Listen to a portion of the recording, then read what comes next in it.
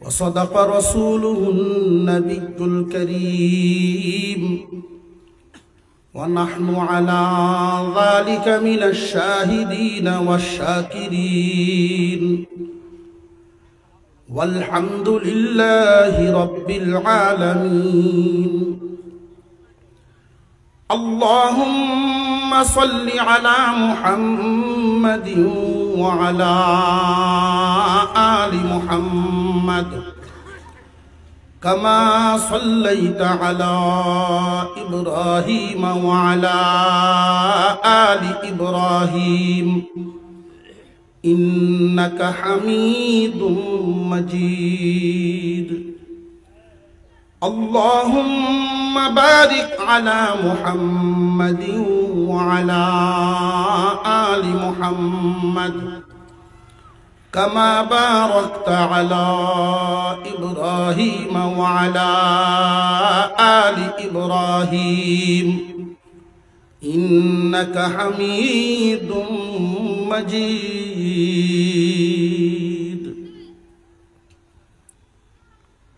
জামিয়া তালিমুল বানাত আল ইসলামিয়া স্বস্তিপুর মহিলা মাদ্রাসা কর্তৃক আয়োজিত ৩১তম বার্ষিক ইসলামী মহাসম্মেলনের চলতি অধিবেশনের শ্রদ্ধাভাজন সভাপতি সাহেব, উপস্থিত হযরত উলামায়ে কেরাম, মুরব্বিয়ানে আযম, সর্বস্তরের সুধী সমাজ, আল্লাহ পাক রব্বুল আলামিনের দরবারে শুকর আদায় করি যিনি এই মুহূর্তে একটা দামি কাজ, দামি জায়গা, কোরআনের মজলিস, আলেম ওলামাদের মজলিসে বসার তৌফিক দান করেছেন। এজন্য সকলেই শুকর আদায় করি আলহামদুলিল্লাহ। আমি আপনাদের সামনে পবিত্র কোরআনুল কারীমের একখানা আয়াতের একটু অংশ তিলাওয়াত করেছি, রাসূলের একখানা হাদিসও পাঠ করেছি। আমার তিলাওয়াতকৃত আয়াতের অংশ এবং রাসূলের হাদিসকে সামনে রেখে একটা বিষয় আলোচনা করব নিয়ত করেছি। আল্লাহ যেন আমাকে তৌফিক দেন এবং উক্ত আলোচনার থেকে আমাদের সকলকেই ফায়দা হাসিলের তৌফিক দেন, বলুন আমিন। আদম আলাইহিস সালামকে আল্লাহ পাক বানালেন, জান্নাতের ভিতরে থাকতে দিলেন। জান্নাতের মতো জায়গায় নাজ নিয়ামত ভোগ করেন, থাকেন। বানাইছেন যিনি, সবই তো জানেন তিনি। মানসিক পরিপূর্ণ প্রশান্তি যেন উনি পান। মহান আল্লাহ পাকের একটা উদ্দেশ্য যেন সফল হয়। আদম আলাইহিস সালামকে পরিপূর্ণ প্রশান্তি দেওয়ার লক্ষ্যে হাওয়া বানাইলেন।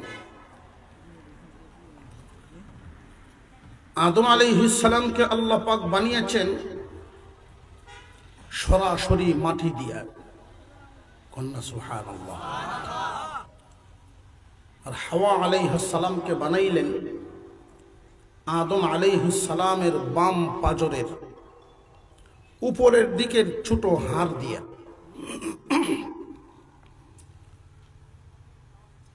আদমের বডির এই অংশ থেকে হাওয়াকে বানানোর কারণে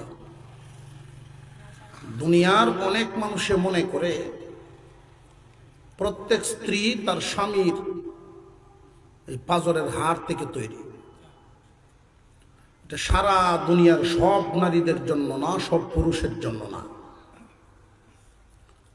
পুরুষ জাতির সর্বপ্রথম পুরুষকে আল্লাহ বানিয়েছেন সরাসরি মাটি থেকে।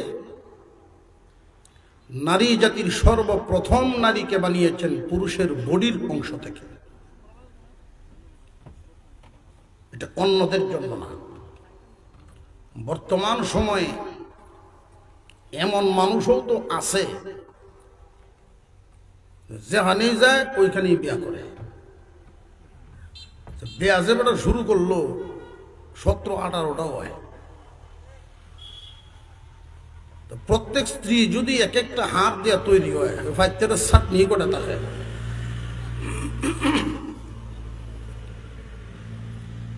নারী জাতির প্রথম নারীকে আল্লাহ বানিয়েছেন পুরুষের বডির অংশ থেকে। এইখানে একটা বিশেষ হিকমত। আদম আলাইহিস সালাম পুরুষ জাতির প্রথম পুরুষকে সরাসরি মাটি থেকে বানালেন। নারী জাতির সর্বপ্রথম নারীকে সরাসরি মাটি থেকে না বানিয়ে আদমের বডি থেকে কেন? তখন কি মাটির কমতি হয়েছিল, ঘাটতি ছিল? বিশাল এক হিকমত। এবং এই হাড়টা যে নিলেন আদমের বডির, পায়ের দিক থেকেও নেন নাই, মাথার দিক থেকেও নেন নাই, নিয়েছেন মাঝ বরাবর বুক থেকে তাওয়াবাদ। আমাদের যে ফাইতের যে চাটনিগুলো থাকে, এই হাড়গুলোর উপরের যেটা একদম কলিজার কাছের হাড়টা দিয়ে বানাইছে। এই জন্যই সৃষ্টিগতভাবে লক্ষ্য করে দেখবেন, বাবার প্রতি মেয়ের যেই টান, ছেলের সেই টান থাকে না। ভাইয়ে বইনে যেই টান, ভাইয়ে ভাইয়ে এই টান থাকে না। মা আর ছেলের যেই মহব্বত, মা আর মেয়ের মহব্বত আছে, ছেলের মতো না, সৃষ্টিগত একটা টান। আমরা তো ছেলে হইলে খুশি হই। রসুল বলেন মেয়ে উত্তম। এটা আমি প্র্যাকটিক্যাল লক্ষ্য করে দেখছি। সফর করে যখন বাসায় যাই, ছেলে বড় মেয়ে ছোট, ছোট হইলেও এত ছোট না যে মজা চিনে না। যুক্তি হইল এই ছোটটায় মজার পাগল হওয়ার কথা। তো মেয়ে করে কি, দরজা খোলার সাথে সাথে দৌড়ে কুলে উঠব, আদর করব। আর ছেলে বেটাও আমার মহব্বত করে আদর করে, ভোহেটা খায়।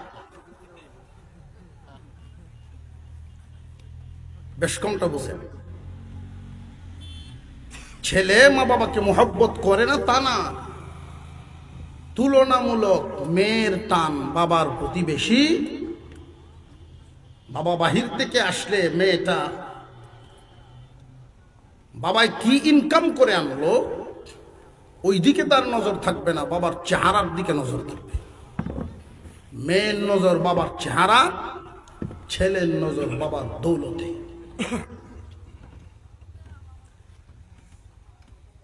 পৃথিবীর সৃষ্টির ইতিহাসের এই কয়েকটা কথা আপনাদেরকে শোনালাম এই কারণে,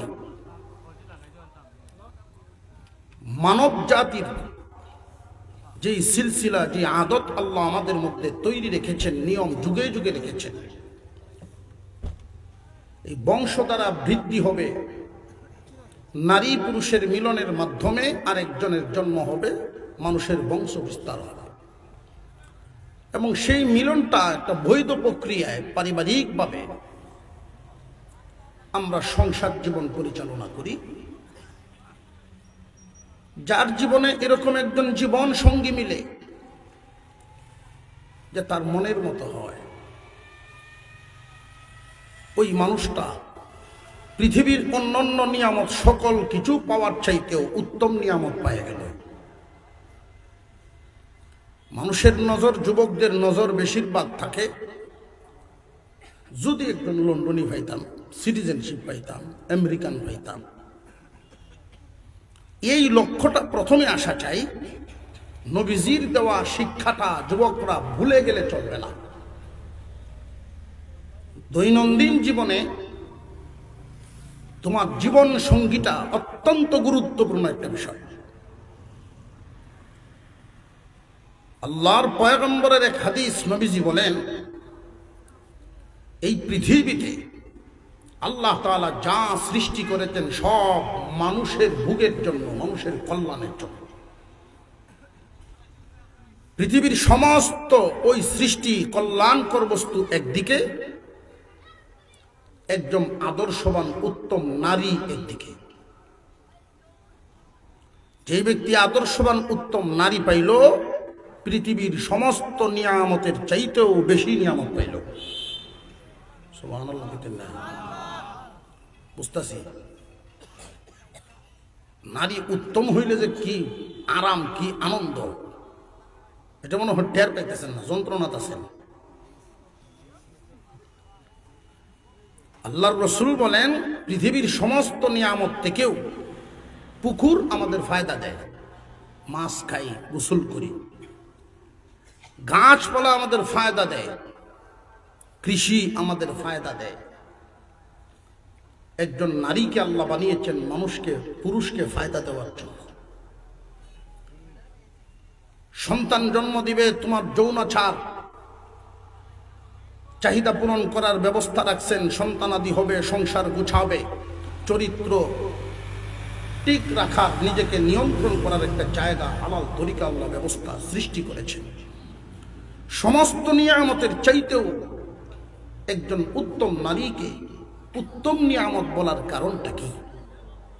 কারণ হলো, এই জমিনে অনেক মানুষ এমন আছেন, অর্থ সম্পদ, কলকারখানা, ব্যবসা বাণিজ্যর কোনো কিছুর অভাব নাই, ঘরে গেলে শান্তি নাই। আর এমন মানুষও আছে, ঘাম জড়ায়া রুজি করেন, দিন আনেন, এটা দিয়ে বাজার সদাই করে ডাল চাল নিয়ে বাড়িতে যান। 8 ঘন্টা 10 ঘন্টা পরিশ্রম করে যখন বাসায় ফিরে, যেমনই আছে বিছানাপত্র, যেমনই আছে বাড়িঘর, ওইটাকেই বিবি পরিপাটি করে রাখে। পরিশ্রম করে স্বামী ঘরে আসার পরে এমন একভাবে আচরণ করে, এমন ভাবে রিসিভ করে, তার 5-7 মিনিটের আচরণে 8-10 ঘন্টার পরিশ্রম মুহূর্তের ভিতরে বলে যায়। আল্লাহর রাসূল বলেন, উত্তম নারী উত্তম নিয়ামত। আমি এই বিষয়টা আপনাদের সামনে আলোচনা এই কারণেই আনলাম, আইসা দেখি মহিলা মাদ্রাসার মাহফিল, এই উত্তম নারী তৈরি করার ফ্যাক্টরির মাহফিল। আমাদের এই দেশে এখনো অনেক জায়গায় এমন আছে, নারীরা শরীয়তের বিধিবিধান জানা থেকে অনেক দূরে, তারা এই পরিবেশও পান না, শিখতেও পারেন না। অথচ একজন পুরুষের জন্য শরীয়তের বিধিবিধান জানা, আমল করা যেমন জরুরি, একজন নারীর জন্য জরুরি। বরং পুরুষের চাইতে নারীর জানাটা বেশি জরুরি এই কারণে, যেই ঘরে একজন নারী দিনদার হয়, সেই ঘরের পুরুষরা দিনের পথে চলা সহজ হয়। বাহির থেকে পরিশ্রম করে পুরুষ আসবে ক্ষুধার্ত, উনি খাইতে পাগল হবেন বেশি, দস্তরখানের চিন্তা সবসময় নাও থাকতে পারে। বিবি যদি দিনদার হন, দস্তরখান রেডি করেই সামনে হাজির করে দেব। আমি একখানা আয়াতে কারিমা তিলাওয়াত করেছি, যেই হাদিস পড়েছি, আয়াত এবং হাদিসের আলোকেই কয়েকটা কথা আর বলবো। খুব মনোযোগের সাথে শুনবেন। বিশেষ করে আমি দেখতে পাচ্ছি যুব সমাজ এখানে আছে, জীবন সঙ্গীটা খুব চিন্তা ভাবনা করে বাছাই করে তারপরে গড়বা। অনেকেই জুমার পরে মুসল্লিরা দোয়া চায়, খতিব সাহেব আইছে এক সপ্তাহে, হুজুর দোয়া করে, কথা শুনে না। কাছে এসে যখন বলে দুঃখটা, কথা শুনে না, তো দোয়া করে দাম্পত্য জীবনে সুখ শান্তি। কোনো কোনোটারে বলি, কথা শুনবো কেমনে, লাইন মতে আইসো না তো, জীবন সঙ্গী পছন্দ করো রাস্তা, জীবন সঙ্গী পছন্দ করো মোবাইল, কথা শুনবো কেমনে? আল্লাহর রাসূল যেই গুণ বর্ণনা করে গেছেন, বিয়ে দেওয়া, বিয়ে করানো, 4টা গুণের দিকে খেয়াল করার কথা বলছেন। ছেলেকে বিয়ে করাবেন বা মেয়েটাকে বিয়ে দিবেন, আমাদের সমাজে এই যে বিয়ে প্রথাটা শরীয়তের একটা বিশেষ অংশ কিনা অংশ না?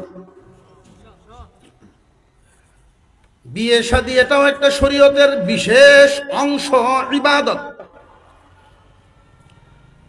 বিয়ে শাদী যে একটা ইবাদত, মুসলমান এটার ইবাদত মনেই করে না। আরেকটা বিষয়, শরীয়তে যত বিধি বিধান আছে সবচাইতে সহজ বিধান হইল বিবাহ। অথচ আমরা এখন বর্তমান সমাজে যা দেখি সম্পূর্ণ উল্টা।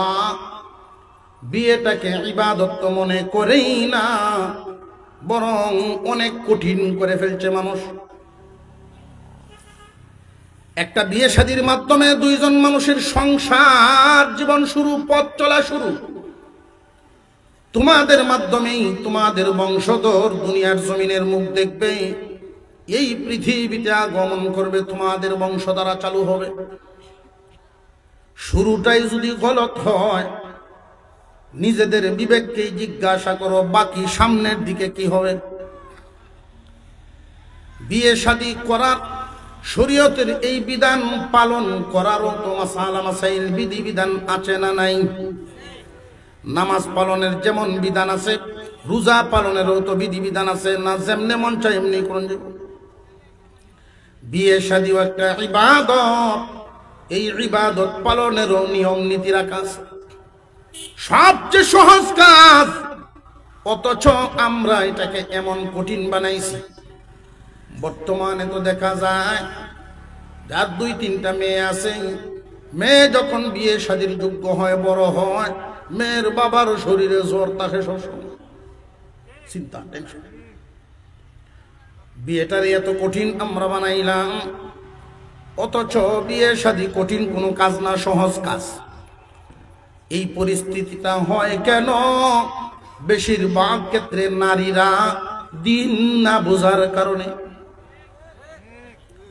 একটা মেয়ে যখন দিন বুঝবে, ইসলাম বুঝবে, দিনদার হবে, এই মেয়েটা তার লেহেঙ্গা আনার জন্য ঢাকায় যেত না, তার গায়ে হলিদে নাচানাচি করানোর জন্য কোনো টিম ভাড়া করতে দিবে না।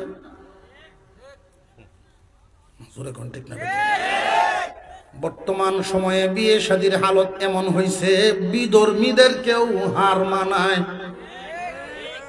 কোন সভ্য মানুষ, ভদ্র মানুষ এই পরিবেশে যাওয়ার কোনো সুযোগই থাকে না। গেটের মধ্যে খরচ 3 লাখ 5 লাখ। 10 দিন আগের থেকে বাতি জ্বলে, বিয়ের আগেই যদি 10 দিন আগের থেকে গেটও 10 দিন বাতি জ্বালাও, সারা জীবন অন্ধকার হইব। পরামর্শ দিই আমরা অনেককেই, জুমার দিন খতিব সাহেবের মাধ্যমে মসজিদের ভিতরে বিয়েটা সারেন, বরকতে। হুজুর আপনি আমরা এটা কি কইলেন? আমরা কি বাড়ি ঘর নাই? আমরা কি হইর মিসকিন নাকি? পরামর্শ দিলাম কি আর বান্দায় বুঝলো কি? আল্লাহর ঘর মসজিদ, জুমার নামাজের পরে যারা হাজির থাকবে বিয়েতে, সবগুলি মানুষ সেজদা দেনেওয়ালা, আলেম উলামা, নামাজিদের মাধ্যমে বিয়ের কাজটা সম্পন্ন হবে, আল্লাহর রহমত বরকত নাজিল হবে। বান্দায় বুঝছে আর একটা, যার বাড়ি ঘর নাই কই করাইব মসজিদ? দুনিয়ার রঙিন চশমা চোখে পড়লে যা দেখা যায়, দিনদারির নজরে একজন মুমিন দেখলে পরে বুঝতে পারে। আল্লাহ পাক রব্বুল আলামিন নারীদের ক্ষেত্রে ঘোষণা দেন, ও মুসলিম নারীরা, তোমরা আর অন্যরা সমান না। মুসলিম নারীদের ইজ্জত সম্মান বিধর্মীদের মতো না, অনেক বেশি। বিধর্মীদের চাইতে অনেক বেশি। মুসলিম নারী প্রত্যেকেই নারী, প্রত্যেকটা নারী মুসলিম এক একজন নারী রানীগণের মর্যাদা রাখে। এদের ব্যাপারে আল্লাহ ঘোষণা দিলেন, তোমরা ইজ্জতওয়ালা সম্মানী, যেতায় সেতায় যাইবা না, যা ইচ্ছা করবা না। আল্লাহর বিধান নাজিল হয়ে গেল, কর্মক্ষেত্র কোন জায়গায় থাকবে, কোন জায়গায় কি করবে, আল্লাহ ঘোষণা দিয়ে দিলেন। পুরুষের কর্মক্ষেত্র হবে বাহিরে বিভিন্নভাবে, মিল ফ্যাক্টরিতে, ফিশারিতে, ব্যবসা বাণিজ্যে, কৃষিতে, চাকরি বাকরি, বিভিন্ন জায়গায় কর্মক্ষেত্র। নারীর কর্মটা কোথায় হবে? আল্লাহ পাক জায়গা উল্লেখ করে ঘোষণা দিলেন, ওয়াকারনা ফি বুয়ুতিকুন্না। ও মুসলিম নারীরা, তোমরা অন্যদের মতো না। তোমাদের কর্মক্ষেত্র, তোমাদের থাকার জায়গা আল্লাহ ঘোষণা করে দিলেন, তোমরা তোমাদের ঘরে থাকবা। মুসলিম নারীরা কর্ম করবে বাহিরে না ঘরে? অবস্থান করবে বাহিরে না ঘরে? এখন প্রশ্ন হলো, আল্লাহ যে ঘোষণা দিলেন মুসলিম নারীরা তোমরা তোমাদের ঘরে থাকবা, নারীদের ঘরটা কোথায়? বিয়ের আগে একজন নারীর ঘর হলো বাবার ঘরেই নারীর ঘর, বিয়ের পর তার স্বামীর ঘরেই হলো তার ঘর। বিয়ের আগে বাবার ঘরেই তার ঘর, বিয়ের পর স্বামীর ঘরেই তার ঘর। যিনি মেয়ের বাবা হবেন বা এখানে যারা মেয়ের স্বামী আছেন তারা শুনে রাখেন, এই ঘরটাকে এমন ভাবে আমাদের বানাতে হবে, এমন পরিবেশ করে রাখতে হবে। এই কথাটা অনেকেই জানে না, এই কারণে এই আমলটাও করে না। একজন বাবা হিসেবে মেয়ে লালন পালন করবেন, মেয়েটাকে পর্দায় রাখা আপনার উপর ফরজ না, পর্দার ব্যবস্থা করে দেওয়া বাবার উপরে ফরজ। স্বামীকে আল্লাহ পাক এই বিধান জানায় দিয়েছেন, পর্দায় বিবিকে তোমার রাখা ফরজ না, পর্দায় থাকার পরিবেশ করে দেওয়া ফরজ। বাবা এবং স্বামীগণ এই আমলটা এমন ভাবে যেন করেন, ঘরটা বানাইলে হোক টিনের, এটারই পরিবেশ করা, হোক ছাপরার, এটারই পরিবেশ করা। বানাইবেন বিল্ডিং, বিজ্ঞ আলেম, আমলওয়ালা লোক, জান্নেওয়ালা ইঞ্জিনিয়ার, দিনদার লোকের পরামর্শ নিয়ে আপনি ড্রয়িং করবেন। কারণ আপনার মেয়ে, আপনার বিবির উপরে আল্লাহর হুকুম আছে। কি হুকুম? এদের কর্মক্ষেত্র তাদের ঘরে, ওই ঘরটা যেন পর্দার পরিবেশে থাকে। এখন প্রশ্ন হলো, নারীরা প্রশ্ন করতে পারেন যে হুজুর, আল্লাহ আইন করেছেন, ঘোষণা দিয়েছেন আমরা কর্ম করব ঘরের ভিতরে, বিয়ের আগে বাবার ঘর, বিয়ের পরে স্বামীর ঘর, সারা জিন্দেগি কি ঘরের ভিতরেই থাকতে হবে নাকি কখনো বের হওয়ার সুযোগ আছে? ইসলামের অনুমতি আছে, ইসলামের অনুমতি আছে। একজন নারী তার জিন্দেগি পুরাটাই যেই চার দেয়ালের ভিতরেই কাটাতে হবে তা না, প্রয়োজন দেখা দিলে বের হওয়ার অনুমতি আছে।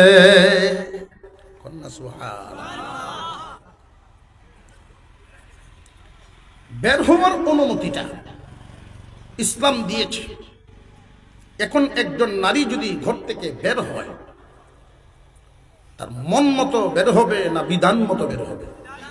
বিধান মতো। একজন নারী তার জায়গা থাকবে, তার কর্ম, ইসলাম তাকে ঘর থেকে বের হওয়ার অনুমতি দেয়। প্রয়োজন বলতে মুফাসসিরিনে কেরাম উল্লেখ করেছেন, একজন মহিলা তিনটা কারণে ঘর থেকে বের হওয়ার অনুমতি আছে। এই তিনটা কারণ যদি দেখা দেয় না, নারী যেন ঘর থেকে বের হয় না। এক নাম্বার কারণ ব্যক্তিগত কারণ, দুই নাম্বার কারণ ধর্মীয় কারণ, তিন নাম্বার কারণ আর্থিক কারণ। এক নাম্বার ব্যক্তিগত কারণ, দুই নাম্বার ধর্মীয় কারণ, তিন নাম্বার আর্থিক কারণ। কয়টা কারণ পাওয়া গেল? মুখস্থ করতে হবে গেল। ব্যক্তিগত, ধর্মীয়, আর্থিক। এই তিনটা কারণ যদি দেখা দেয় না, নারী যেন ঘর থেকে বের হয় না। এই তিন কারণের কোনো একটা যদি কখনো দেখা দেয়, ইসলাম তাকে ঘর থেকে বের হওয়ার অনুমতি দেয়। তো বের যে হইব অনুমতি পাইলেই ইচ্ছাগত না, ওইটারও বিধান আছে। এই যে তিনটা কারণ বললাম, আর একটু খুলে না বললে বুঝে আসবে না। ব্যক্তিগত কারণ বলতে কি, নারী নিজে অসুস্থ, ডাক্তারের কাছে যাওয়া তার নিজের দরকার, এখন আর একজনরে দেখাইলে কি চলবো না? জিনার আওয়াজটা 2-3 জনে বুঝে, নারী নিজের চাইতে। বেটা খুব গরম মানুষ, গৃহস্থী করে, একজন কৃষক, শরীরের অবস্থাটা খুব একটা ভালো না, কয়েকদিন ডাক্তারের কাছে আসা যাওয়া করছে। ডাক্তার পরামর্শ দিয়েছে কাজ করে। গ্রামের মানুষ তো সারা জীবন শুধু খালি কাজ কাজ করেই খাটাইলেন, শরীরের যত্ন আর নিলেন না। পরীক্ষা নিরীক্ষা করি আগে, সকালবেলায় ঘুম থেকে উঠে পেশাব করবেন, এই পেশাবটা নিয়ে আসবেন, এটা পরীক্ষা করতে হবে। উনি পরের দিন ঘুম থেকে উঠিয়া পেশাব করছেন, একটা বোতলে পড়ছেন,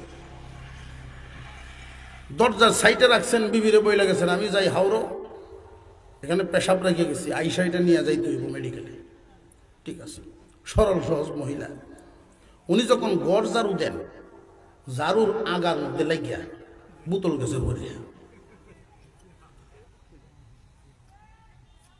তো মালিক বেচারার হালত হইল, বিবির সাথে যে আচার আচরণ করে, মুখ চলার আগে হাত চলে, তার ভয় আছে না ভিতরে, এই পেশাব তো গেল না জানি এখন কোন ডাকাতি হয়। নিজে পেশাব করছে, বোতল করে দিচ্ছে, পেশাব তো লাগবে। উনি আইসেন, এসে খাওয়া দাওয়া করলেন, পেশাব আছে না? হ্যাঁ আছে, লইয়া গেছেন। পরীক্ষা করার পরে বিকাল বেলায় যখন রিপোর্ট দিবে, তো ডাক্তারের সামনে রুগী হাজির। রুগীর দিকে ডাক্তার তাকায় রয়েছে, স্যার আপনি কি দেখতেছেন? আমার বড় কোনো সমস্যা? কয় আমি কেমনে কই, 25 বছরের ডাক্তারি এরকম রোগী হয়েছি না। কি সমস্যা? কোন সমস্যা? আপনার তো 3 মাসের অন্তঃসত্ত্বা, 3 মাসের গর্ভবতী হয়ে গেছে। এমনি বেটা ফেটো হাত দিয়া স্যার এই কথা আর কেউ কইেন না, এটি কেমনি হইল? গেছেন বাড়ি, চেহারার অবস্থা খুব কালা, মন খারাপ। কি ব্যাপার বাপ খান? কি সমস্যা? তোমার কাছে বলা যেত না। শেষ পর্যন্ত বিবি চাপাইতেছেন, তখন উনি বলছেন যে এটা কারোর কাছে কখন যেত না, আমার তো 3 মাসের বাচ্চা ডাক্তারে কইল। এখন বিবি হাসি শুরু করছে যে আপনি আমাকে মারবেন এই ভয়ে সকালে এমন ঘটনা ঘটাইছে। সেসব তো আপনার না, আমার এটা ব্যক্তিগত কারণ যদি দেখা দেয়, মা বাবারে দেখার জন্য স্বামীর বাড়ির থেকে বাবার বাড়ি যাওয়া লাগবে। স্বামী যদি গিয়ে দেখিয়ে তার শ্বশুর বাড়ির, এটা মেয়ের চাহিদা পূরণ হতো না। তার ব্যক্তিগত কারণে ঘর থেকে বের হওয়ার অনুমতি আছে। ধর্মীয় কারণ, ওয়াজ মাহফিল শুনবে, মাদ্রাসায় ইলমে দ্বীন শিক্ষা করবে, শিক্ষিত হবে। যদি নারীদের মর্যাদা রক্ষা করে শিক্ষার ব্যবস্থা থাকে, সেখানে শিক্ষা হাসিল করবে। ইসলাম কোনো নারীকে শিক্ষা ব্যবস্থায় বাধা দেয় নাই, বাধা তৈরি করে প্রপাগান্ডা চালায় ইসলাম বিরোধী নাস্তিক বেঈমানরা।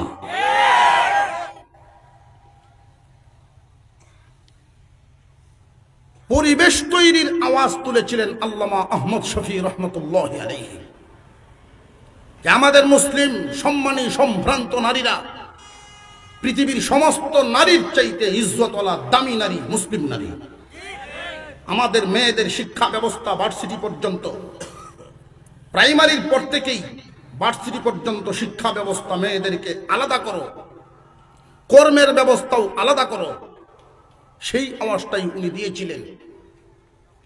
তারা ভুল বুঝায়, মানুষকে ভুল বুঝায়। পরিবেশ তৈরির পক্ষে তারা মেহনত করুক, পরিবেশ তৈরি হোক।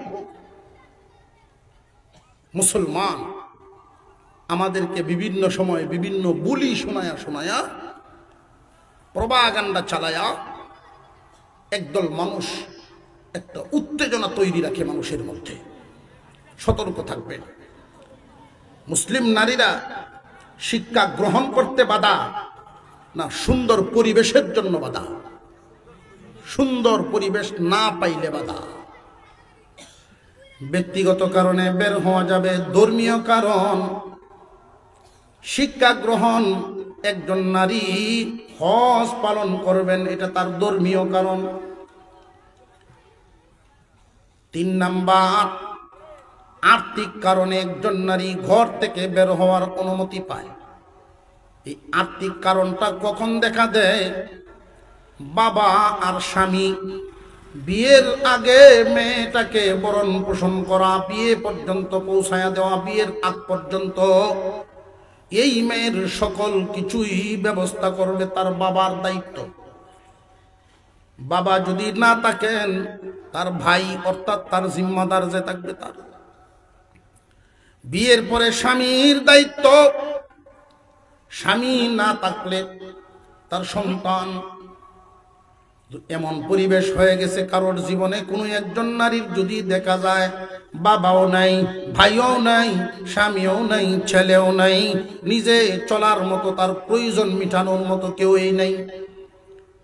রাষ্ট্র যদি ইসলামী রাষ্ট্র হয়, সরকারের দায়িত্ব ওই নারীর সকল কিছু পর্দার ভিতরে ঘরে পৌঁছায় দেওয়া। এখন এমন ব্যবস্থাও যদি না থাকে, তখন ইসলাম ওই নারীকে না খেয়ে বলা, না খেয়ে থাকার জন্য বলে না, অর্থ যোগানোর অনুমতি এই ক্ষেত্রে দেয়।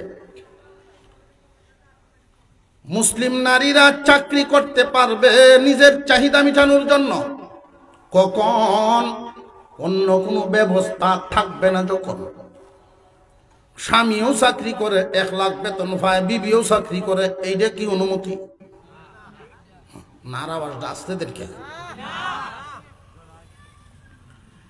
মুসলমান ভাইরা আমার, একজন নারী আর্থিক কারণে ঘর থেকে বের হতে পারবে কখন? কোনো ব্যবস্থাই থাকে না তার যখন। ব্যক্তিগত কারণ, ধর্মীয় কারণ, আর্থিক কারণ। কয়টা পাওয়া গেল? এই 3টা কারণে একজন নারী প্রয়োজন দেখা দিলে ঘর থেকে বের হতে পারবে। আল্লাহ পাক রব্বুল আলামিন বলেন, ওয়াকারনা ফি বুয়ুতিকুন্না, ও মুসলিম নারীরা, তোমরা তোমাদের ঘরেই অবস্থান করবা, বের হইবা না। তোমাদের কর্মের জায়গা, তোমাদের কর্মস্থল, তোমাদের বাসস্থান, তোমাদের ঘরেই আল্লাহ ঘোষণা করেছেন। ঘরটা কোথায়? বিয়ের আগে বাবার ঘর, বিয়ের পরে স্বামীর ঘর। জীবনে যদি কখনো বের হওয়ার প্রয়োজন দেখা দেয়, শরীয়তে বের হওয়ার অনুমতি দেয়। বের হওয়ার প্রয়োজন কয়টা দেখাইলাম? 3টা। ব্যক্তিগত কারণ, ধর্মীয় কারণ, আর্থিক কারণ। এখন ব্যক্তিগত কারণের মধ্যে এমন ব্যক্তিগত কারণ যেটা নিজে না গেলে হবেই না। কিন্তু বর্তমান সময়ে আমাদের মা বোনদের অবস্থা, হালত দেখেন। নিজে না গেলে হয় না এমন কাজে নিজে যাওয়ার অনুমতি শরীয়তে দেয়। আর যেই কাজটা নিজে না গেলেও চলে, স্বামীর দ্বারায়, ছেলের দ্বারায় বা বাবার ভাইয়ের দ্বারায় হয়ে যায়, এমন কাজে নারী কি ঘর থেকে বের হওয়ার অনুমতি পাইব? তার কাপড় চোপড় পরার প্রয়োজন। স্বামী কাপড় একটা আইনা দিছেন, এই কাপড় তার বরণ, এই কাপড় গ্রহণ করা খুশি স্বাচ্ছন্দ্যের সাথে, এটা তার দায়িত্ব। এখন যদি কোনো নারী মনের এই চাহিদাটা পূরণ করতে চায়, বাজারও যাইতো, কাপড় আনতো, এটার জন্য ইসলাম তার অনুমতি দেয় না। কারণ কাপড় আনতে পারবে এমন লোক তার আছে, প্রয়োজন মিটানোর মতো লোক ব্যবস্থা আছে। যেই কারণটা অন্য কারোর দ্বারায় পূরণ হবে না, এমন পরিস্থিতিতে ব্যক্তিগত কারণে বের হতে পারবে। ধর্মীয় কারণ, আর্থিক কারণ, এই 3টা কারণ যদি দেখা দেয়, নারী ঘর থেকে বের হওয়ার অনুমতি পায়। তবে অনুমতিটা যে দিছে ইসলাম, নারীর মন মতো না বিধান মতো? এই বিধানটা কি সিস্টেমে বের হবে? আল্লাহ পাক সহজ একটা কথায় বুঝাইয়া দিলেন, এই আয়াতের মধ্যেই সবকটা রেখে দিয়েছেন। وَقَرْنَ فِي بُيُوتِكُنَّ وَلَا تَبَرَّجْنَ تَبَرُّجَ الْجَاهِلِيَّةِ الْأُولَى। আল্লাহ বলেন, ও নারীগণ, মুসলিম নারী যারা, তোমরা অন্যদের মতো না। অন্যরা মর্জি মাফিক জীবন যাপন করবে, যেখানে ইচ্ছা সেখানে যাবে, যা ইচ্ছা তা করবে, এটা তাদের ব্যাপার। কিন্তু তোমরা সভ্য জাতি, তোমরা সম্মানী, তোমরা ইজ্জতওয়ালা। তোমাদের কর্মস্থল, বাসস্থল, ঘর, তিনটা কারণ যদি প্রয়োজন যদি দেখা দেয় আর এই মুহূর্তে বের হও, বের হওয়ার সময় মনে রাখবা, ওয়ালা তাবাররাজনা তাবাররুজাল জাহিলিয়াতিল উলা।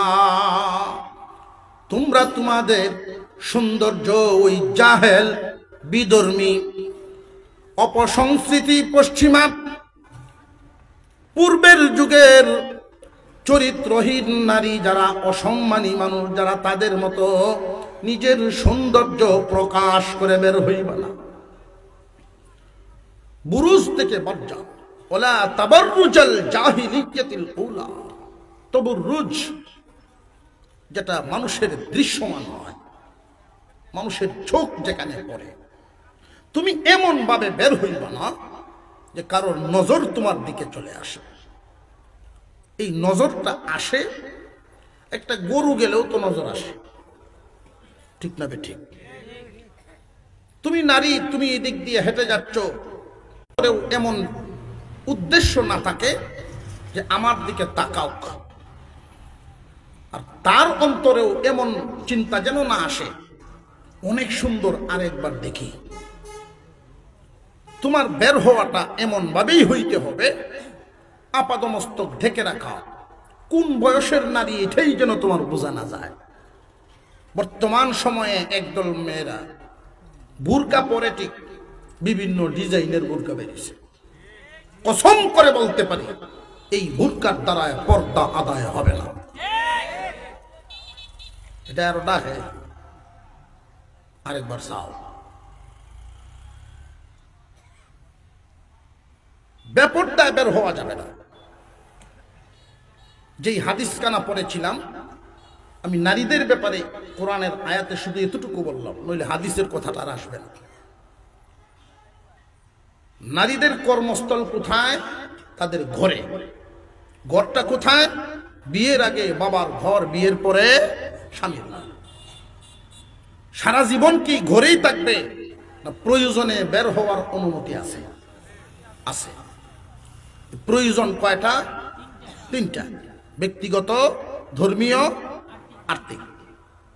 এই তিনটা প্রয়োজন দেখা দিলে বের হতে পারবে, বিকল্প ব্যবস্থা থাকলে বের হতে পারবে না। যেই হাদিস কানা আমি শুনিয়েছি আপনাদের সামনে, আল্লাহর রাসূল বলে গেছেন, উম্মত মনোযোগের সাথে এই কথাটা মনে রাখবেন। সাংসারিক জীবনে যদি সুখ, শান্তি, আরামায়েশ চান, মহান মাওলাই করিম আমার আপনার পয়গম্বরকে এই দুনিয়ার জমিনে পাঠাইছেন রাহমাতুল লিল আলামিন। রাস্তা রেখে গেছে, দেখায়া গেছে, উম্মত হতভাগা, মানে না। قال النبي صلى الله عليه وسلم ما تركت بعدي فتنة أضر على الرجال من النساء। আমার পরে আমার উম্মতের জন্য নারী ফিতনার চাইতে বড় কোনো ফিতনা রেখে যায়নি। নারী ফিতনার চাইতে বড় কোনো ফিতনা রেখে আসি নাই। আমার পরে কিয়ামত পর্যন্ত আমার উম্মত যত ফিতনার সম্মুখীন হবে, সবচাইতে নারী ফিতনাই আমার উম্মতের জন্য সবচেয়ে ক্ষতির কারণ হবে। নারীদেরকে এই হাদিসের মধ্যে নবীজি ফিতনা বললেন, অথচ আল্লাহর রাসূল নিজেও তো একজন নারীর সন্তান। ওলিয়া উলিয়া গৌস কুতুব উলামায়ে কেরাম নারীর গর্ভ থেকেই জন্ম নিবেন। পৃথিবীর শুরুর ইতিহাসটা প্রথমেই বলেছিলাম, নারী আল্লাহ পাক বানিয়েছেন পুরুষের বডির অংশ থেকে। সুখ শান্তি আরামায়েশ সাংসারিক জীবন সুশৃঙ্খল হয়, সংসার সুন্দর হবে নারীর কারণে। নারী যদি উত্তম হয় সংসার উত্তম হবে, নারী যদি উত্তম না হয় সংসারও উত্তম না। অনেক মানুষ এমন আছেন গেছেন সিটিজেনশিপ হইছেন, বিদেশের মাটিতে আছেন, কিন্তু কি যে জ্বালায় আর তো কেউ জানে না। ঠিক আসতে করতেছেন ওনারা। উত্তম নারী উম্মতের জন্য নিয়ামত, ফিতনাবাজ নারী উম্মতের জন্য জহমত। উত্তম নারী গুণী নারী উম্মতের জন্য রহমত, আর ফিতনাবাজ নারী উম্মতের জন্য জহমত, কষ্টের কারণ। মুহাদ্দিসিনে কেরাম এই হাদিসের ব্যাখ্যা করেছেন, সব নারী ফিতনাবাজ না। চিনব কেমনে, জাতি চিনবে কেমনে কারা কারা ফিতনাবাজ? তিনটা দোষ তারা উল্লেখ করেছেন হাদিসের কিতাবে। মুহাদ্দিসিন কেরাম ব্যাখ্যা করেন, তিনটা দোষের কোনো একটা দোষ যেই নারীর মধ্যে পাওয়া যাবে, উম্মত বুঝে নিবা এই নারী তোমাদের জন্য রহমত না, ওই নারী জহমত, কষ্টের কারণ। এক নাম্বার, যে সমস্ত নারীরা বরের জন্য সাজে না পরের জন্য সাজে,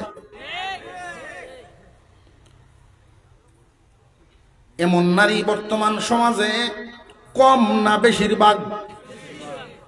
স্বামী বেচারা নিজের পয়সা দিয়ে আলতা লিপস্টিক স্নু যা লাগে সমান, কোনোদিন দেখতে ভালো না কেমন লাগে তারে, লেউরা ফেসরো হইয়া নিজের ও গুছালো রাখে। যদি উনি বলেও যে কি গো গোসল করছো না, একটু সাহায্য মাঝে তা বুড়ি হয়েছে সাজলে আর কিছু। অথচ বিয়ে শাদীর যাইব, ঘর থেকে বের হইব, তখন ঠিকই নিজের পরিপাটি করে। আল্লাহর পয়গম্বর সবক শুনাইছেন, উত্তম একজন নেককার নারী অপেক্ষায় থাকে স্বামী কখন আসবে, তার সর্বোচ্চ সৌন্দর্যটা স্বামীর সামনে প্রকাশ করবে। এশার নামাজের পরে আম্মা জান আয়েশা সিদ্দিকা রাদিয়াল্লাহু আনহা নিজেকে পরিপাটি করতেন। আল্লাহর পয়গম্বর আসবেন, তিনি ঘোষণা করেন, তিনি জানাইতেন, দুনিয়ার সূর্য উদয় হয় ফজরের পরে, আর আমার ঘরে সূর্য উদয় হয় আলো জ্বলে এশার পরে। প্রত্যেক নারীর কাছে তার স্বামী যেন সূর্য তুল্য হয়। আপন হলো মা বাপ, নারীর জন্য আল্লাহ এবং রসুলের পরে আপন হলো তার স্বামী। ছেলেও আপন, ভাইও আপন, বোনও আপন, আত্মীয় স্বজন সবাই আপন জন।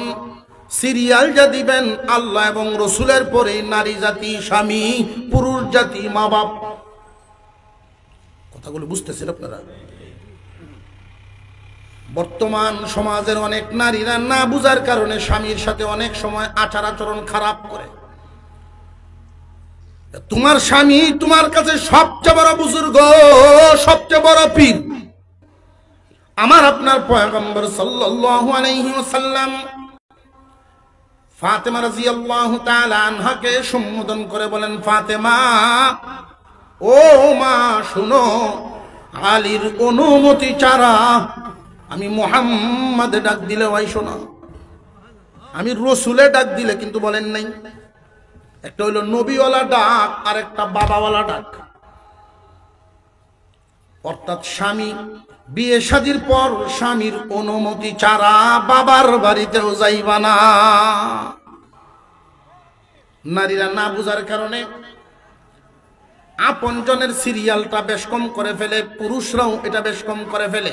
বিয়ে শাদীর পরে অনেক ছেলে মেয়েরা বিবি এবং সন্তানাদির মহব্বতে মা বাবার থেকে দূর হয়ে যায়।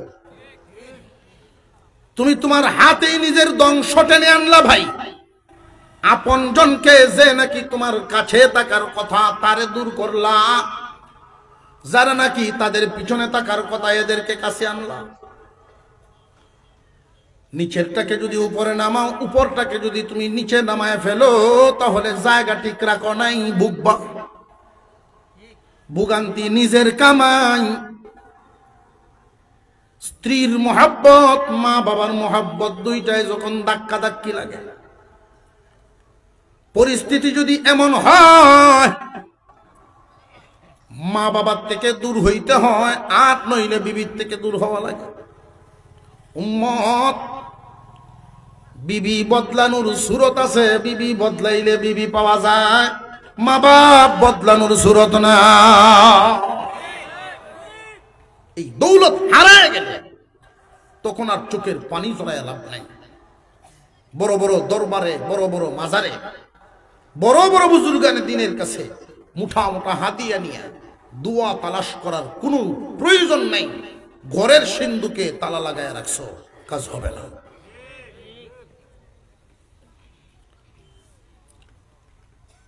এক নাম্বার, ফিতনাবাজ নারী মুহাদ্দিসিনে কেরাম ব্যাখ্যা করেন যে সমস্ত নারীরা বেপরদা, উম্মতের জন্য সব নারী কি ফিতনাবাজ না? তিন দোষের দোষী। তিনটা দোষের যে কোনো একটা দোষ কোনো নারীর মধ্যে যদি পাওয়া যায়, ওই নারীটাই উম্মতের জন্য রহমত হবে না, উম্মতের জন্য নিয়ামত হবে না। এমন নারী উম্মতের জন্য কষ্টের কারণ। এক নাম্বার বেপরদা নারী উম্মতের জন্য রহমত না গজব? কেন বেপরদা নারী জাতির জন্য, উম্মতের জন্য গজব? গুনার কারণ, ইহকাল পরকাল উভয়টাই নষ্ট হয়। মানসিক শান্তি স্বামীর অন্তরে মিলে না, বিবির সৌন্দর্য নিজে দেখতে পারে না। আর একজন বেপরদা নারী যখন সুসজ্জিত হয়ে নিজের স্বামীকে তো দেখায় নাই, পরের দেখানোর জন্য যখন ঘর থেকে বের হয়, রাস্তা দিয়া যায়, বাজারে ঘুরে, অনুষ্ঠানে যায়, হাজার হাজার উম্মতে মুহাম্মাদি তারে দেখে গুনাহ কামায়। অনেকেই বলে তাকে, নারীদের স্লোগান এমন যে চোখ ঠিক করলেই তো, চোখ ঠিক করলেই যদি হয়ে যায় তো, চোখ ঠিক করার আয়াত নাজিল করেই আল্লাহ পাক এই পর্যন্তই ক্ষান্ত রাখতেন। আয়াত তো নাজিল আছে, পুরুষ তোমরা তোমাদের চোখের হেফাজত করো, আয়াত আছে না নাই? বিধান আছে, পুরুষরা তোমরা চোখের হেফাজত করো। কুল্লিল মুমিনিনা ইয়াগুদ্দু মিন আবসারিহিম, চোখের হেফাজত করো। এতটুকুর মধ্যেই থাকতেন, তোমাদেরকে পর্দার বিধান দিতেন না। আল্লাহ পাক তোমাদেরকে এমন ভাবে বানাইছেন। পরে নিয়ে আবার আমার উপরে দোষ উঠছে, আহমদ শফি সাহেব হুজুর বলছিলেন তেতুল হুজুর কইতো, তারে কইছে না? তারে আল্লাহ উত্তম বিচারক, উত্তম ফয়সালাকারী, যে বলছিল তেতুল হুজুর, তার অবস্থা কই? আলেম উলামা এই জমির নিচেও আছে, জমির উপরেও আছে, থাকবে কিয়ামত পর্যন্ত। উলামায়ে কেরামের শান মর্যাদা বাড়াইছেন আল্লাহ, তুমি কমাইবা কি? মর্যাদা থাকবে। হুজুর একটা তত্ত্ব দিয়েছিলেন, নারীদেরকে আল্লাহ বানাইছেন এমন এমন উপকরণ দিয়া পুরুষের নজর যাইবই। উদাহরণস্বরূপ টক আর লবণের কথা বলছিলেন। টক আর লবণ আকর্ষণ আছে না নাই? আপনি একজনের সামনে দাঁড়ায়া যদি টক খাইন, জলপাই খাচ্ছেন, জলপাই, আর জিব্রাটারে শুধু একটা আওয়াজ করেন, যে অটোমেটিক এর মুখ বানিয়ে দিত। এই টকের সাথে লবণের সম্পর্ক মজা কমায় না বাড়ায়? আকর্ষণ। এই জন্য সৃষ্টিগতভাবেই মহিলার ঘামের মধ্যে টক জাতীয় মিশ্রিত, পুরুষের ঘামের মধ্যে লবণ জাতীয় মিশ্রিত। বড় বড় সায়েন্টিস্টরা ওনার এই কথা গবেষণা করে প্রকাশ করেছেন। হুজুর যা বলছেন তো সঠিক বলছেন। যারা বিরোধিতা করে এটা হুজুরের সাথে জেলাসির কারণে, বেঈমানি কুফরির কারণে করে। একজন নারী যদি বেপরদায় রাস্তায় বের হয়, জেনে রাখবেন ওই নারীটা উম্মতের জন্য কি রহমত না গজব? শুধু স্বামীর জন্য না, জাতির জন্য। 2 নাম্বার দোষ, যে সমস্ত নারীরা, উম্মতের যে সমস্ত নারীরা অতি বিলাসী, অল্পে তুষ্ট না, উচ্চ বিলাসী হয়, স্বামীর ইনকামের দিকে লক্ষ্য করবে না, শুধু তার চাহিদাই পেশ করতে থাকবে, বিভিন্ন সময় স্বামীকে চাপের মুখে রাখবে। আমার বড় আফার 17টা শাড়ি, আমারে তুমি কিতা দিছ? খাওনো শান্তি নাই, ঘুমো শান্তি নাই, কুসানির মধ্যে রাখবো। পক্ষান্তরে নারী যদি দিনদার হয়, স্বামীর প্রতি সন্তুষ্ট থাকবে, স্বামীর শুকরিয়া আদায় করবে। কত পরিশ্রম করে গাম জড়ায় আপনি সংসারটা চালাইতেছেন, কত পরিশ্রম করেন, তার কথার দ্বারায় পুরুষের মনটা খুশি হয়ে যায়। একজন ফেতনাবাজ নারী সব সময় তার স্বামীকে ব্যর্থ হিসাবে বলতে থাকে, ব্যর্থ স্বামী হিসাবে প্রকাশ করতে থাকে। স্বামীর মনটারে সব সময় আঘাত করে করে ব্যর্থ স্বামী প্রমাণ করতে চায়।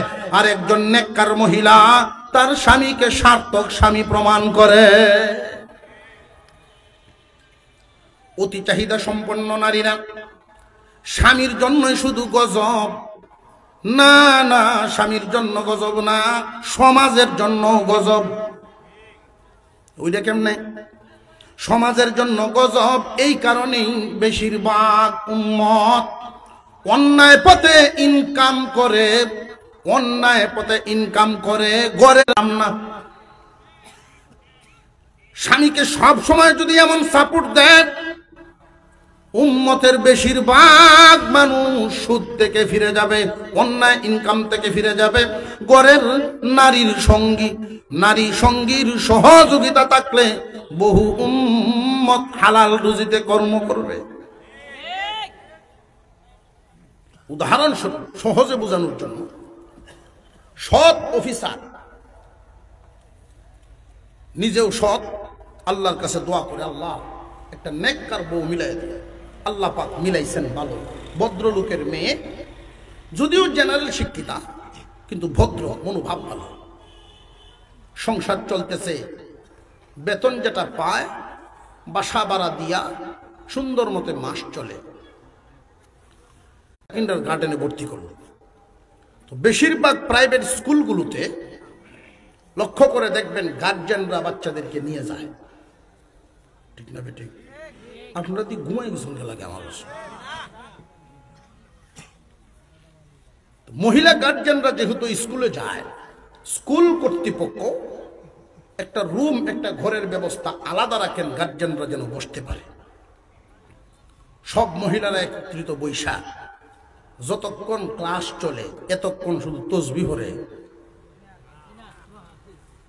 যত ধরনের অনর্থক কথা, বেশিরভাগই অনর্থক কথায় লিপ্ত। তো একদিন 2 মহিলায় পরিচয় হইল যে আপনার স্বামী কি করে? যে আমার স্বামী তো অমুক অফিসের একজন কর্মচারী। আরে আমার স্বামীও তো।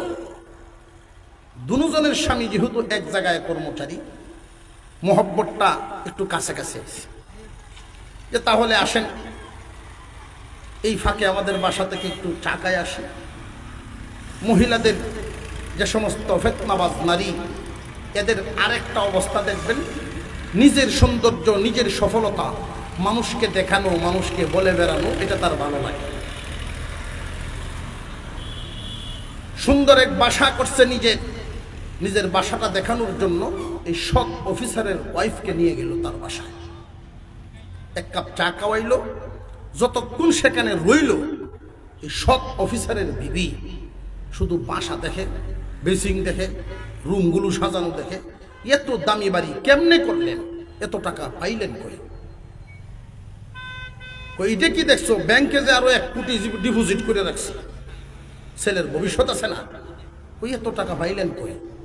বেতন তো আপনার স্বামী আর আমার স্বামী মাত্র 2000 বেশি। তুমি আছো বেতনের চিন্তায়, সব তো ফ্রি। সৎ অফিসারের ওয়াইফের অন্তরে দিছে ধাক্কা, কামড় দিছে যে আজকে গেল এই বাসাত। মেসাবগিরি চলাটা বোঝাই কম। বেশি শিখতেছে কিন্তু বাসাত গেল, রাত্রে উনি আসছেন বাসাত। যখন এশার নামাজের পরে খানা খাইতে বসছে, বিবির চেহারার ভাব অন্য দিনের মতো না। কি হয়েছে তোমার? ওই কি আঘাত করবে, কথায় সাংঘাতিক ধারালু তরবারির মতো থাকবে। হয়েছেটা কি কম?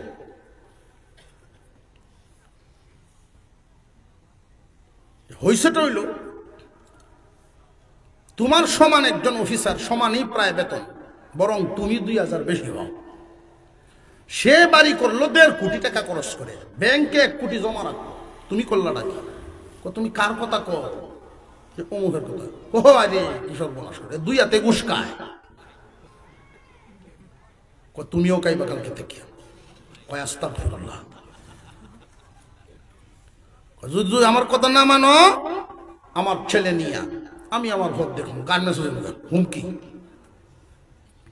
বলেন দেখি উম্মতের কয়জন যুবক এরকম মজবুত ঈমানওয়ালা আছে যে সংসার ভাঙলে ভাঙব, ঘুষ খাইতাম না, সংসার ভাঙলে ভাঙব, নীতি হারা হব না। এইরকম উম্মতের কয়জন টিকব? বেশিরভাগই তার কথা মানিয়া যে সংসারটা ঠিকঠাক। যুবক ছেলে বলল, জবাব দিল যে দেখো ঘুষ খাওয়ান তো গুনাহ, আল্লাহর কাছে কি জবাব দিব? জবাব তোমার দেওয়া লাগবে না, আমি দেব না, জবাব দিব। বেশিরভাগ নারীরা খুব লক্ষ্য করে দেখেন, আল্লাহর পয়গম্বর বলেন আমার উম্মতের জন্য নারী ফিতনার চাইতে বড় কোনো ফিতনা রেখে আসি নাই। ফিতনাবাজ নারী। 1 নাম্বার দোষ চিনবেন কেমনে? 3টা চিহ্ন। 1 নম্বরে বেপরদা হবে ওরা। বেপরদা নারী আর পর্দানশীল নারীর মধ্যে বেশ কম আছে না নাই? অল্পে তুষ্ট নারী উম্মতের জন্য রহমত, অতি চাহিদা সম্পন্ন নারী উম্মতের জন্য গজব, ফিতনা। 3 নাম্বার ঝগড়াটে নারী, যে নারীর কারণে ঝগড়া সংগঠিত হয়। বিয়ার আগে বুঝতেন কেমনে? বিয়ার আগে বুঝবেন কেমনে? এই জন্যই তো আগে বুঝে বিয়া করা দরকার। শাইখুল হাদিস সাহেব রহমতুল্লাহ আলাইহি, আল্লামা মামুনুল হক দামাত বারকাতুহুল আলিয়া, ওনার আব্বা ছিলেন আল্লামা আজিজুল হক রহমতুল্লাহ আলাইহি। ওনাকে শাইখুল হাদিস সাহেব বললে সকলেই এক নামেই চিনতেন। উনি ক্লাসে একদিন জিজ্ঞাসা করছে, এই দৌড়ার ভরে দৌড়া দেয়া ইমামতি লইবা, শিক্ষকতা লইবা, ভরের বছর বিয়া করবা, বউ কেমনে দেখুন কখনই কেলামারস। 1000-1500 ছাত্র। হুজুর যখন 2 বার বলছেন, তো সামনের থেকে একটা বলতেছেন, বউ দেহাতকে আলহামদুলিল্লাহ যে গাইব, সই শুদ্ধ হয় কিনা? কয় বহ সই শুদ্ধ না হইলে 1 সপ্তাহ হলে তো শুদ্ধ হইল। এটা দিকে বউ ঠিক করেন যে। বর্তমান সমাজে মেয়ে দেখার যে প্রচলন আগের মতো এখনো অনেক আছে। আডায় বারিন্দা দেয়, মা একটু আডো দেয়, বুঝা যায় গরু দেখতেছে।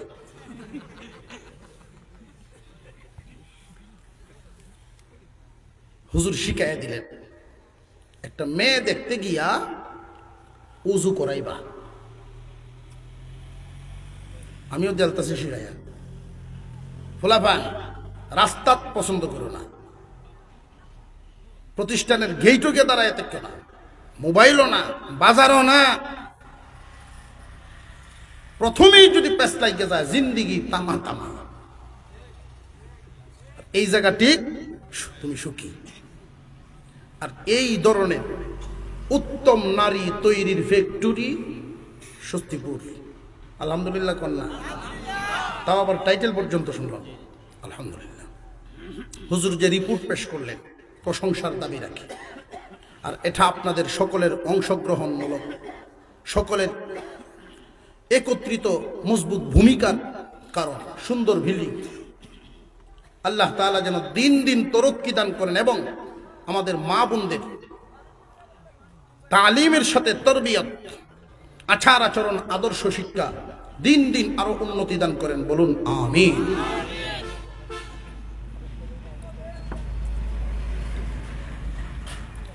ওযু করাইবা, যেই মেয়েটাই অজু সুন্দরভাবে পারবে, একটা নামাজি মেয়ে আর বেনামাজি মেয়ে বেশ কম আছে। যার অজুটা সুন্দর হবে বুঝবা সে নামাজ পড়ে, হোক জেনারেল লাইনের। যদি নামাজি হয়, একটা নামাজি মেয়ে আর বেনামাজি মেয়ে, তার চাল চলন, কথাবার্তা, উঠা বসা সব বেশ কম হবে। জামনি মেরে বসে রয়েছে, মুখটা একটু সুডাইন, ঠিক না? ঠিক।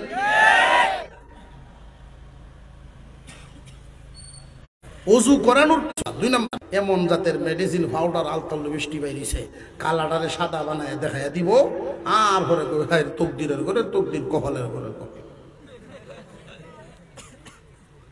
যদি অজু করে আসলটা বেরিয়ে যাব। এক কাজে অনেক ফায়দা। আল্লাহ তাআলা আমাদেরকে বুঝার তৌফিক দেন, বলুন আমিন।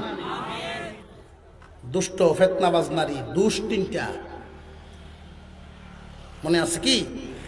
1 নম্বরে বেপরদা, 2 নম্বরে অতি লোভী, 3 নম্বরে কার্যগুন্নি।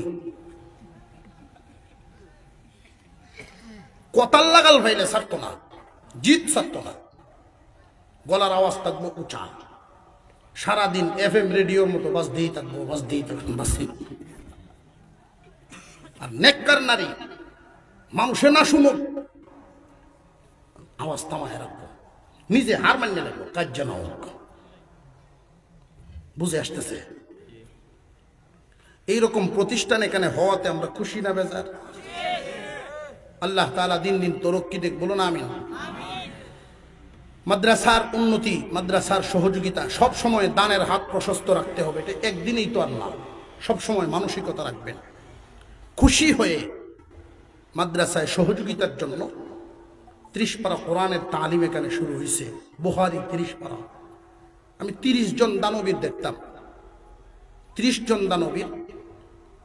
প্রথমেই একজন মানুষ যদি